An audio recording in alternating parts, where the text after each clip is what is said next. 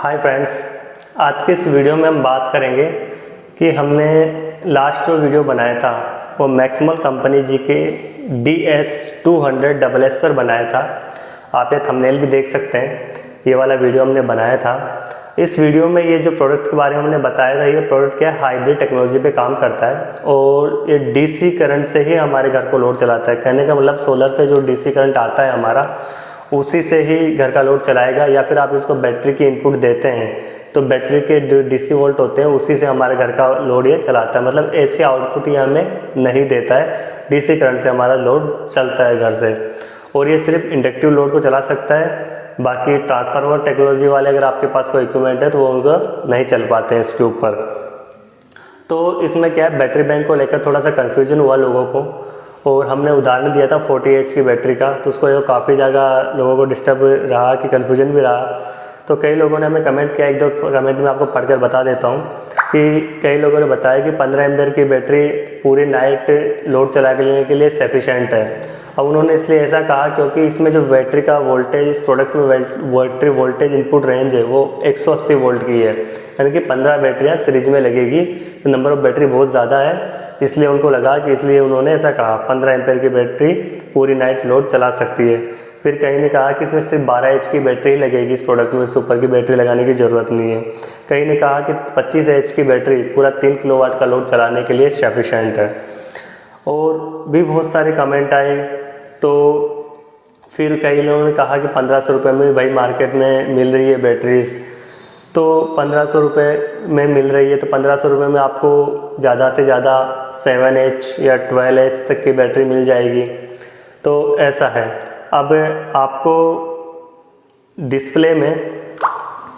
Display show हो रही होगी, इस डिस्प्ले में कैलकुलेटर शो हो रहा है, और मैं आपको कैलकुलेशन करके बताता हूँ कि बैटरी की कैलकुलेशन आखिर की कैसे जाती है और हमें बैक वोल्टेज आवर जो मिलते हैं बैटरी का वो कैसे यूज़ लिया जाता है।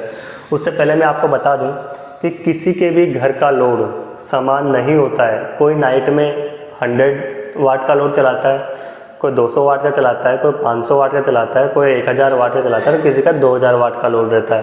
तो हर घर की नीड अलग अलग रहती है और अलग अलग वाट के लोड वो चलाते हैं। इसीलिए मैंने 40H का एक उदाहरण लिया था कि किसी की नीड क्या है, किसी की नीड क्या है। तो हम कैलकुलेशन करते हैं कि जिसे कि बताया कि 15H की बैटरी पूरी नाइट लोड चलाने के लिए सक्षम है। तो इस प्रोडक्ट के अनुसार 180 वोल्ट 15 बैटरीज को सीरीज कर लिया हमने 15H की बैटरी को, तो हमारा जो वोट आवर बनता है वो 2700 वोट आवर की पूरी बैटरी बनती है। जब 180 वोल्ट को हमने 15 एम्पेयर से मल्टीप्लाइड किया तो 2700 वोट आवर की पूरी बैटरी बन जाएगी। अब हम सब जानते हैं कि हमारी जो बैटरीज होती है वो हमें कभी भी पूरा बैकअप नहीं देती है, कम से कम 30% का लॉसेस करती है। हमारी लीड एसिड की बैटरीज जो होती है, SMA बैटरीज मान लीजिए, जो छोटी बैटरीज होती है, कम से कम हमारी बैटरी 25 से 30% लॉसेस करती है। लेकिन हम DC टू DC काम में ले रहे हैं तो हम सिर्फ ये मान लेते हैं कि हमारी 20% का ही लॉस हो रहा है। अब 20% अगर 2700 वोट में से अगर हम हटा दें तो देखते हैं हमारे पास कितना वोट आवर का बैटरी बैंक रह जाएगा। तो आप देख रहे हैं हमारे पास सिर्फ 2160 वाट बैटरी में 2160 वाट रह गए जिसे हम काम में ले सकते हैं।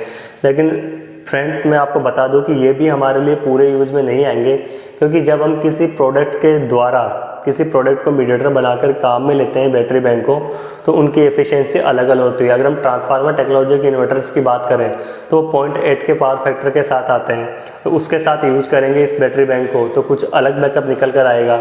और जैसे कि ये DC का प्रोडक्ट था DS200SS मैक्सिमोल का, उसके अंदर हम मान लेते हैं कि 0.95% की एफिशिएंसी, मतलब 0.95% की एफिशिएंसी उसमें दी गई है। तो 2160 मल्टीप्लाइड 0.95 कर लेते हैं हम, तो 2052 वाट का हमारा बैटरी बैंक सिर्फ रह जाता है। अब 2052 वाट का बैटरी बैंक रह गया तो हम एक औसत लोड लगा लेते हैं। किसी के घर में, मैंने जैसे पहले भी बताया, 100 वाट से भी चल सकता है, किसी का 500 भी, किसी का 1000 भी। हम एक औसत लोड लगा लेते हैं कि 500 वाट का लोड आपका नाइट में चलेगा। तो 500 वाट के हिसाब से जब हम 500 वाट का इसमें डिवाइड करेंगे तो आप देख सकते हैं कि 4 घंटे में ही आपकी बैटरी ख़त्म हो जाएगी है। मतलब 500 वाट का लोड आप 4 घंटे ही चला सकते हैं इस 15H की बैटरी के साथ में। 15 बैटरीज को सीरीज कर मतलब 180 वोल्ट गुना 15H करेंगे तो आप सिर्फ 4 घंटे अपने 500 वाट के लोड को चला पाएंगे।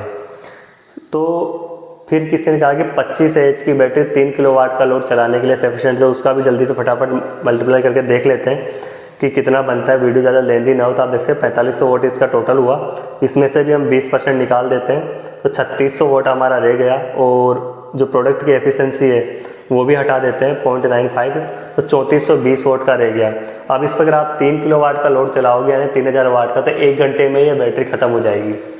1 घंटे में ये बैटरी ख़त्म हो जाएगी शाम को। तो शाम को 6 बजे आपका सोलर ख़त्म हो जाता है, फिर आप 3 किलोवाट का लोड चलाते हो तो 1 घंटे में ये बैटरी ख़त्म हो जाएगी। तो मैंने इसीलिए 40H का उदाहरण लिया था। मिनिमम की 40H की बैटरी अगर आप लगाते हो तो आप देख सकते हैं कि 40H की अगर हम लेते हैं तो 7200 वाट आवर बनते हैं। इसमें से अगर हम 20% हटा देते हैं तो 5760 वाट रह जाते हैं।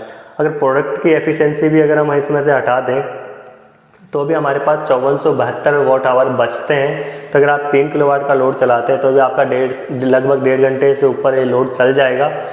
और अगर आप इसके ऊपर 500 वाट का लोड चलाते हो तो आपका लगभग 11 घंटे आपका लोड सर्वाइव कर जाएगा। यानी कि कहने का मतलब है कि पूरी नाइट, लगभग पूरी नाइट आपका 500 वाट का लोड आपके बैटरी बैंक पर रन कर जाएगा।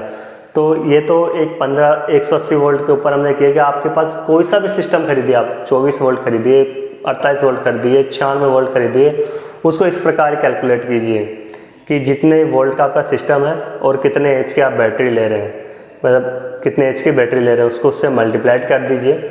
और अगर आपका ट्रांसफार्मर वाला इन्वर्टर है तो जो भी आपका रिज़ल्ट आता है तो आप उसमें से 0.8 का मल्टीप्लाइड कर दीजिए। उसके बाद कैपेसिटी जो बच जाएगी उसमें से आप बैटरी की लीड एज की बैटरी लगाते हैं तो उसमें से 20 से 25% आप लेस कर दीजिए। जो आपके पास जो वोल्टेज बचेगा वही आपको एक्चुअल में बैकअप मिलेगा और वॉट आवर का। और आप उसको टाइमिंग में कैलकुलेशन करना चाहते हैं, अगर वो टाइमिंग में कितना चलेगा तो जितने वाट का आप उसके ऊपर लोड चलाना चाहते हैं नाइट में उतने का उसमें भाग दीजिएगा।